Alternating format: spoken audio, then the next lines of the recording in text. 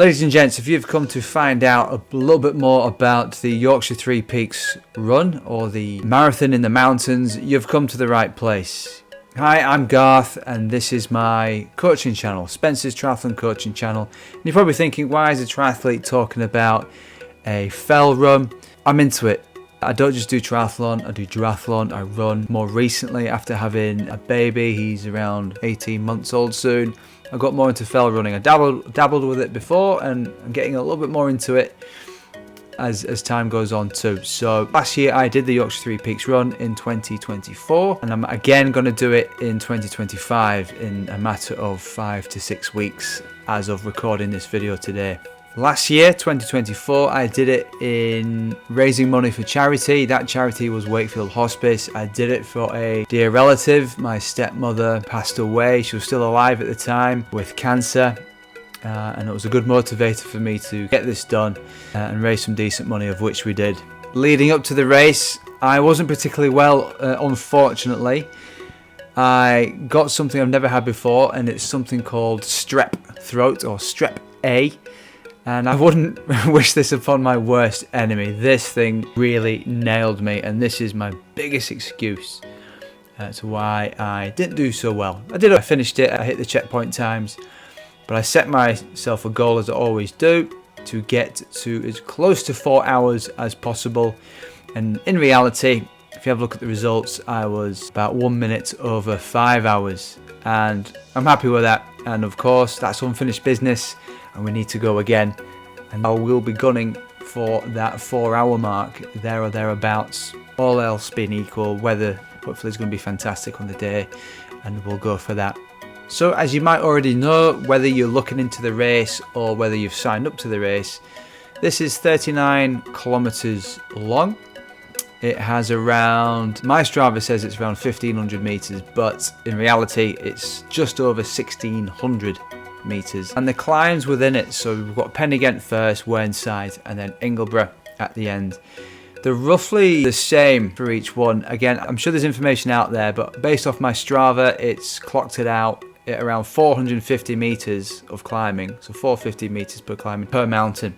Now obviously that doesn't add up to 1600 meters, so you can add a few, give or take with that, but they're all fairly up and long, and you need to get the legs ready for this, and we'll talk about a few training tips towards the end or during the video with this. So before I go through a bit of a brief course breakdown, please make sure, because this year what they haven't done, and which they made me do last year, and obviously other first timers, before you had to do like 2 qualifying races for this, and they had to be long ones as well, and that does really prep you for what's to come.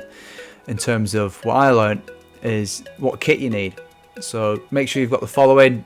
Again, don't rely on this video for it. Please read the race information. You need a map, you need a whistle, you need a hat, you need gloves, you need waterproof top and bottoms, of which need to be seamed on the inside. That nearly caught me out. Make sure they're seamed on the inside. If you don't know what that is, have a look. It basically keeps it super waterproof within your clothes. A whistle, a map, if I didn't mention that already, and some fuel. And there might be other stuff there, but basically you need some mandatory kit. And if you don't have it, you're not racing. Now, they didn't check me on the day. However, on the qualifying races leading up to this big race, they certainly did check. But all that being said, you need it. It's a safety requirement. I know people have died on this course. I don't know why I'm laughing, but that's why it's in place. It's for your own health, it's for your own safety. So please don't skimp and scrape on your kit, make sure you take it. As you can imagine, because it's the 70th anniversary this year in 2025, they're well prepped, they know what they're doing. On arrival, we park in a big field, and I think we paid cash £5, and there's just people there with buckets, so make sure you've got your £5 ready so you can easily get in and you're not holding up the job. Don't be one of those people.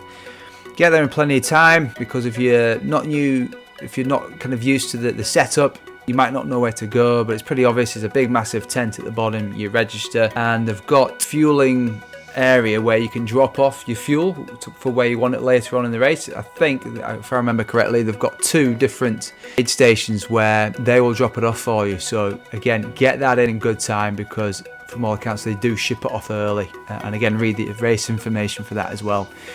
For myself, I had my father-in-law help me out on specific parts of the route with fuel and aid at my own personal aid stations, as others do as well. So I don't think you're cheating doing that. Not really looked into it, but everyone's at it, and if everyone's doing it, I guess that's okay, and I'm sure it's okay as well. But I also put things in the other aid stations as a backup, because if my father-in-law wasn't there, that would have been my backup. So I have a backup as well. So yeah, so once you've registered into that marquee, get your kit ready, double check, quadruple check, you've got everything. Say goodbye to your loved ones, because you're going to battle if you haven't done this before. But it really is a good experience if you've prepped for it well. Because if you haven't prepped for it well, those cut-off times will be squeaky bum time for you, because they're pretty tight, and they were tighter than I thought they were going to be. And I'll explain why later on in this video. But the briefing's really good, and once you're well briefed, out you go, out the field, onto the road, and you very quickly find a rocky road, if I describe that, almost like a fire track kind of road. It's not officially a fire track, but it's all runnable at the start. And that first K, I think you're just climbing. I'll put something up on the video here, just 10 meters for that first K. But again, rein it in. It's a long day out. It's very tempting to go with the field. Adrenaline's going, but rein it in. We can chip away at people. We've got all day to do this. And for me, for the first few kilometers, it was really good buzz about the place, because this is where you're surrounded by the most amount of runners in any given time within this race, because obviously we've all started together and not many people have peeled off. And then the further you get along into Pen y Ghent, the steeper it gets. So the first few K, it's all runnable.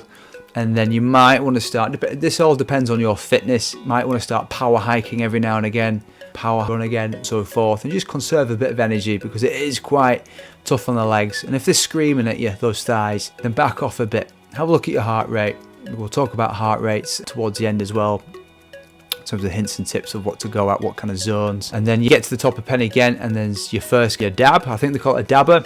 And a little quick tip with a dabber, which friends told me about as well: don't have it in a pocket where you're fumbling around trying to find it, because you physically need to put this little thing in a little handheld machine, because there's people up there. If I remember correctly, there's about 3, 4, 5, maybe even half a dozen volunteers up there, where you dab in and it registers that you've got to that point, and that registers online as well. So if any friends and family are watching online, they can go, oh, yep, so's got there, nice one, they're on the way across and on the way down. So a quick tip with this: don't have it kind of loose, have it round your wrist. It's on a bit of a string. People have it around the necks, but you can't really dab it like that. So get it around your wrist, so it's just there, nice, not loose, but it's just convenient, and you can just dab it when you need to. At first you think, oh, I don't want to be carrying this thing around, but you forget about it. And if you tie it correctly onto your wrist, you will forget about it. So make sure that thing isn't loose, and don't lose it. You don't want to be fumbling around, especially if you're tight on those checkpoint times as well, the cut-off times. So from the top of Pen y Ghent, it's relatively flat at the top. It doesn't just go up and then straight down. If I remember correctly, we're on all runnable kind of grass, long grass, so be it. And then again, you go a different way to where you came up, slightly, kind of do a little loop. And then you join the path that you came up, and towards the end it is quite fast. Again, short contact times with the floor here, nothing long, nothing lungy, because that can be sapping on the muscles. Your heart rate might be super low at this given moment in time, but don't underestimate the eccentric loading, the lengthening of the quadriceps coming down here. Just reserve a bit, again, if it's your first time. Interestingly, on the way up, I saw the top 10 runners. I think I counted around 10. I mean, we're talking about the best runners in the UK here at Fell Running. Really impressive to see these guys marching down. Marching down, pretty much sprinting down, no fear. And this is what Fell Running's all about. So once you've completed Pen y Ghent and you're down, you've done all the descending, now you're going to be on quite a fast section, and it's longer than you think if you haven't looked at it. It's around, just double check, but looking at my Garmin and my Strava data, it's around, let's have a look here, 12 to 13 kilometers of down and flat. It's a mixture of paths, roads, fields, and actually a good opportunity to get a bit of a chinwag with some people if you're really getting bored. But I certainly found myself, because I wasn't particularly well, I cottoned onto a few lads and just started talking to them. I thought it's going to be a long day out here. I very quickly turned into race plan B rather than A, because I knew from warming up that day I was not going to be at the races. Taking 10 days of antibiotics leading up to it, I'm not sure what that did to my gut health, but I can tell you something, I did not have the bounce, and I just enjoyed zone 2 of my heart rate and just chatting to some lads. Interestingly, I got talking to a race organiser near where I live. We knew mutual people, which was good. Coincidentally, he signed me up to his race as well, but I was confident because I was with this individual, very experienced runner. I wasn't worried about the cut-off times at this point. However, I was very close, around 10 minutes for the two of them as well, that my partner, my wife, reminds me of. But anyway, got there in the end. So tactics on this flat section of 12 to 13k. Some runners will, again, if you're super fit for this, you can slip into a half marathon pace. That's assuming, and you've got the ability, and you've got climbing in your legs, because that's what's going to come next, and obviously descending work. So if you've got really strong legs at climbing, you've done the training, you've done all the practice, and you've been good at descending, then I would say go for your half marathon pace here. However, if you've not done as much training as you'd like to have done, I'd back off a bit. I'd probably aim for your zone 2, back end of zone 2 of your heart rate, maybe creeping into early zone 3. So not quite tempo speed, but just a little bit further back, because you want to finish this race, and the last thing you want is unexpected cramp at the top of one of these mountains. And we all know, we've all been there. If you get cramp at the back of the legs, into the glutes or even the calves, it really is debilitating, and once it sets in, it's difficult to remove, and you literally can't move. So as fresh as you might feel, the localized cramp might get you, and again, to offset that and mitigate it, is just back off in the intensity just a little bit. So towards Ribblehead, where the famous viaduct is at, and I had to double check, because I thought there was 3 checkpoints. It turns out on the website, from what I've understood, there's 2 checkpoints, and this is the first one at Ribblehead. And you need to hit that one in 2 hours and 20. Looking at my notes here, 2 hours and 20. So you need to get well before then. And if you're a few seconds out, tough shit. They are pulling you out the race. Not too sure how many didn't make that first one, but I know my wife was at the second checkpoint, which is at Chapel-le-Dale, before the third climb of Ingleborough, and that is 3 hours and 40. A lot of people miss that by seconds. And you know what? That either does one or two things. One, it'll piss you off and it might motivate you. And 2, you know what? It's good. It's for your own health and safety, because there's volunteers up there as well. They need to get home to their family and their loved ones as well. So if you missed out last year and you're giving it another go, best of luck. But don't get caught out, and don't be pissed off if you miss it, because clearly something didn't go right in the day, or you're simply not fit enough for this.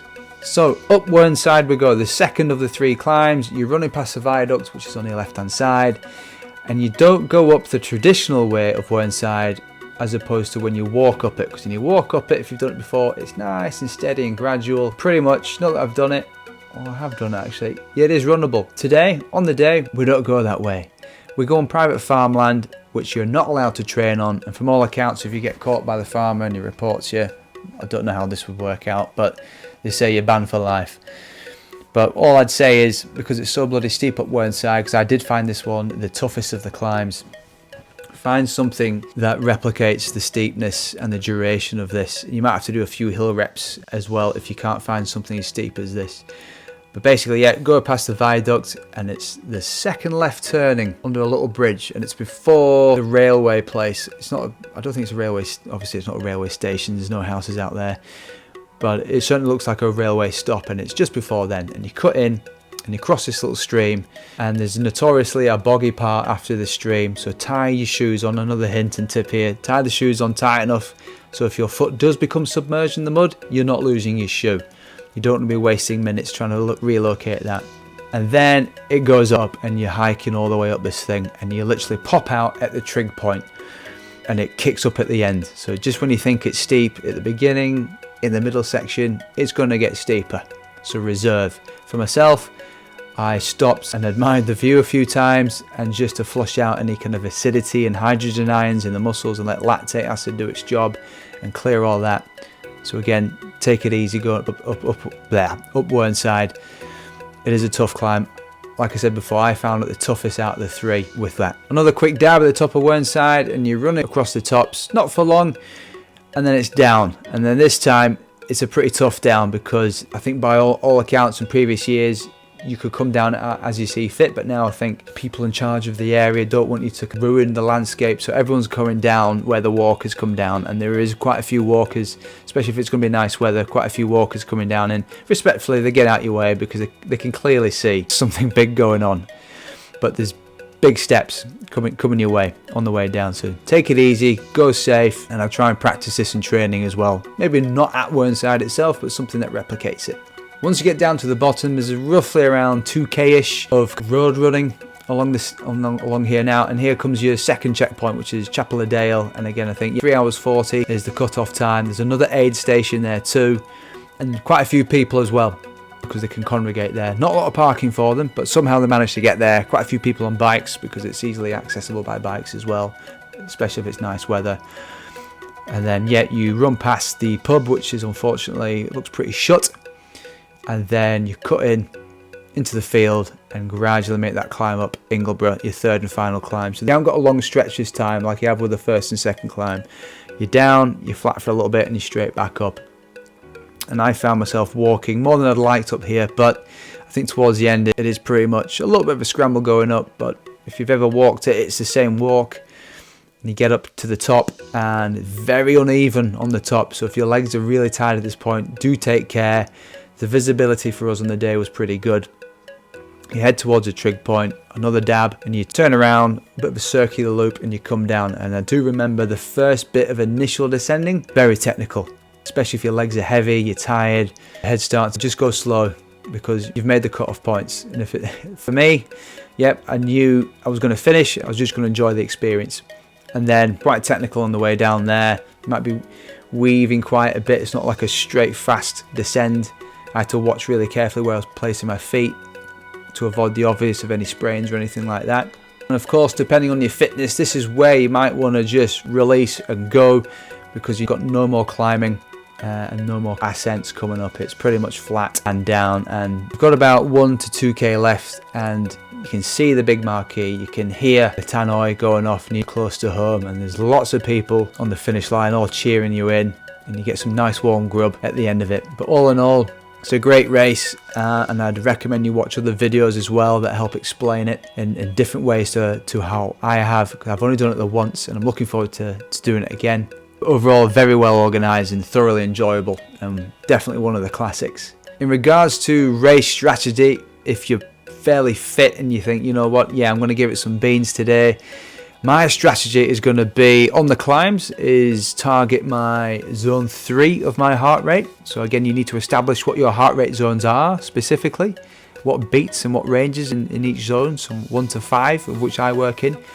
And I'm going to go zone 3, but early zone 3 on these climbs, so holding back quite a bit and just try and be as economical as I can. For the flat sections where it's going to be fairly quick, I've built quite a bit of a big engine this year, so I'm going to hit back end of zone 2, and I know I can hit some decent speeds with that, and that's just to reserve for what's to come, because I want to hit another climb at zone 3 and attack it. And that's even power hiking up, you can hit some decent heart rates on these climbs, and then whatever I've got left towards the end within reason. And if I know I've got 3 or 4k left and I'm feeling relatively good, I don't mind getting into that hurt locker and dealing with the consequences later, because it is a big race, and why not finish strong?